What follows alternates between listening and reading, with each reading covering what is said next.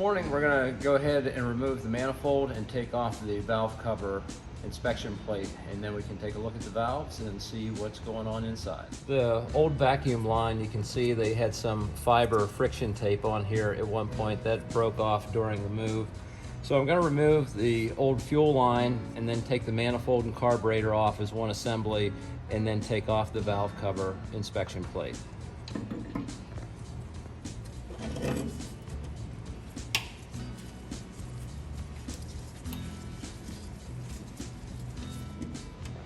All right, this is out of the way.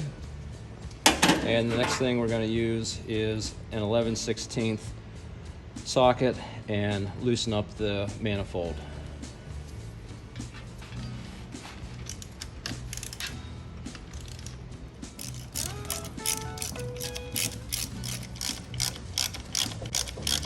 So what I've been doing is just loosening each one of these up a little bit, and then I'll go back and remove them all at one time.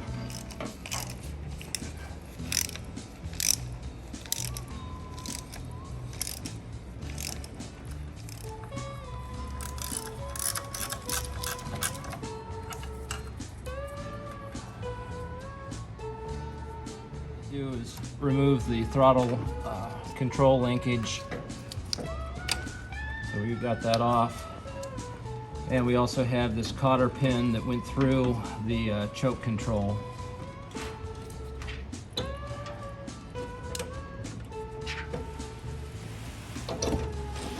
So remove that. So let's get that out of the way. All right, and we'll continue on with removing the rest of the studs that hold the manifold in. All right, we got all the studs removed. They all did come right out of the engine block. I'm going to remove this all as one piece. And you can see the ports are all jammed up with debris. I'm going to set this in a pan. And then if we can get the picture in here with the camera, you can see how the intake and exhaust ports are all just clogged up with debris from mice or some type of critter over the years, but we'll address that later. I'm just going to use a 1/2-inch socket to remove the hardware that secures this oil supply pipe and the inspection plate. All right, I've loosened everything up with the ratchet, and I'm switching over to this Milwaukee electric ratchet. It's one of my favorite tools, but it makes things go really quick.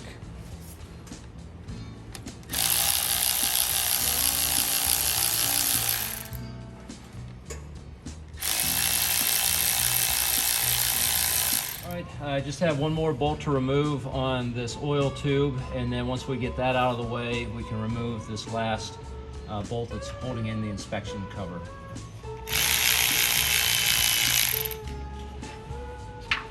So we'll see if this pops off. Yep, very easily, I might add.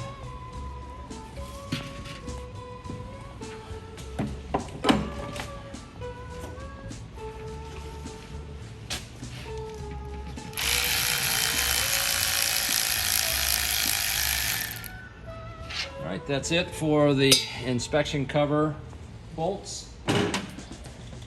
All right, we'll see if we can't get this inspection cover off.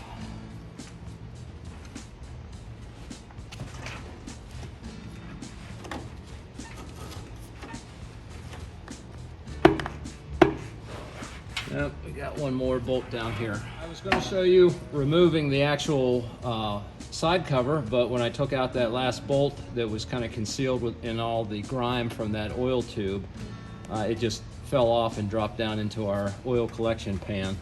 So we can get a shot of the valves in here and the springs. And then I'm going to turn the engine over and we'll see how many of them are stuck. All right, I have a socket engaged into the crank on the front of the engine. Just going to turn it over and we'll see how many of these valves are stuck.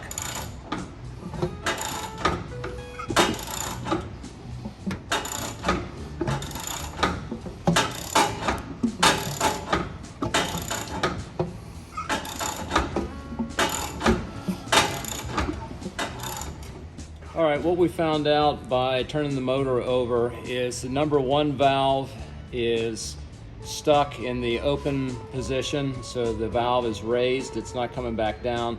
However, the tappet, it is moving up and down with the crankshaft. And then as we move back to the number 4 valve, it is stuck in the raised position, and the tappet is also raised. So it is also in a fixed position. What I can see from the port from the manifold, it does look like water has gotten in there at one time, just based on the rust condition that's visible. So we'll work on getting the valves freed up. We'll see what we can do. I'm not sure if we'll remove the head today or not.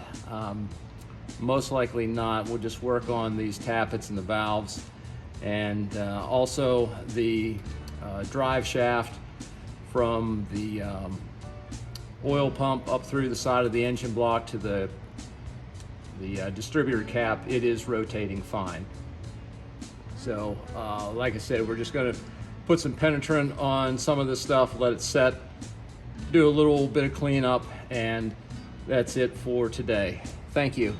All right, while the valves are soaking down, I think we're going to remove the water pump because the shaft on it is frozen up, and I think it's one extra step we can do now and save us some time later on when we go to remove the head.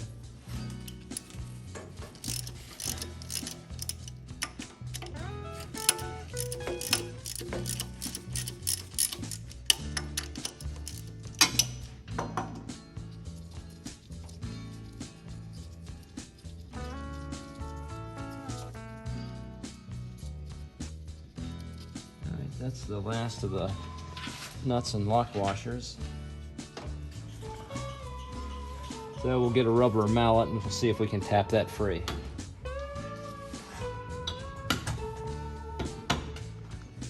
Alright, and hopefully we have enough room to pull this straight out, which I kind of doubt. Nope. So at least it's free. We can get a little view of it inside the casting there. But as you can see, we have to remove the radiator assembly to get that out, but at least it's free, and what we'll most likely do is just remove that with the head. As you can imagine, this rubber hose is solid, no longer pliable, and I'm not even going to mess around with trying to loosen those clamps, so we're just going to cut it off.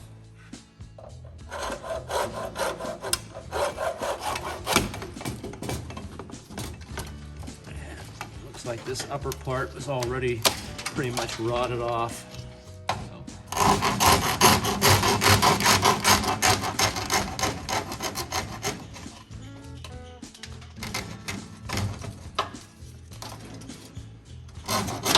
All right, so that'll be out of the way.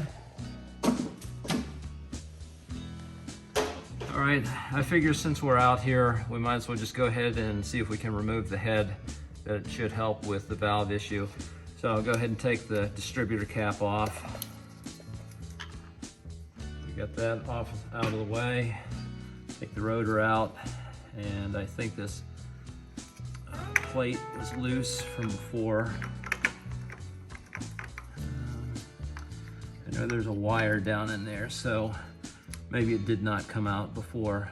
So you can see there's this top of the rotor, it's pretty well corroded, but it's not too hateful.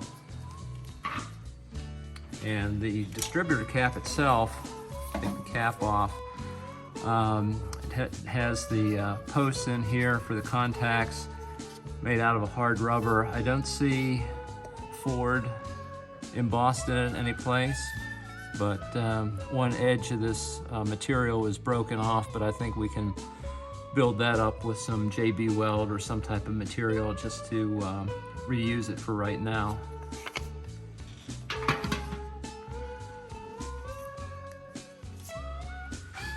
All right, I'm gonna loosen this set screw that holds the distributor assembly in with a 9/16 ratchet, which I've previously done so. I'll go ahead and turn this out and remove it, and we'll set this aside, but you can see it's just a set screw with a locking nut.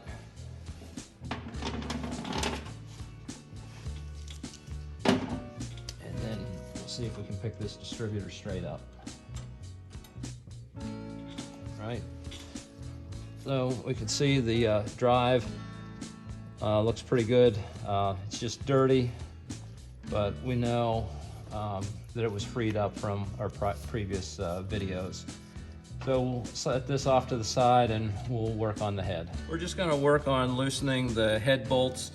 I'm sure probably have some of the studs that come out with, instead of just the nuts loosening off. But it's a 3/4 inch fastener on top, and we'll take these out and see what the head looks like.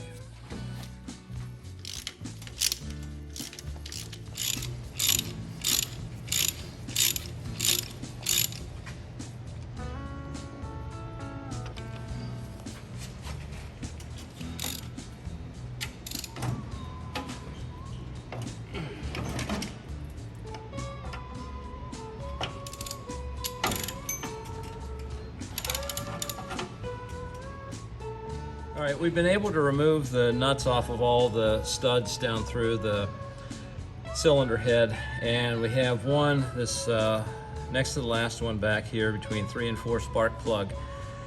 It does not want to come loose. We've been soaking it for a while, so I'm not 100% sure if the stud is turning out on that particular one or if the nut is just not coming out, or coming off rather. So I'm going to switch to an impact. I think it's just about ready to come out. Hopefully the nut comes off, or if the stud comes with it, we don't break the stud. And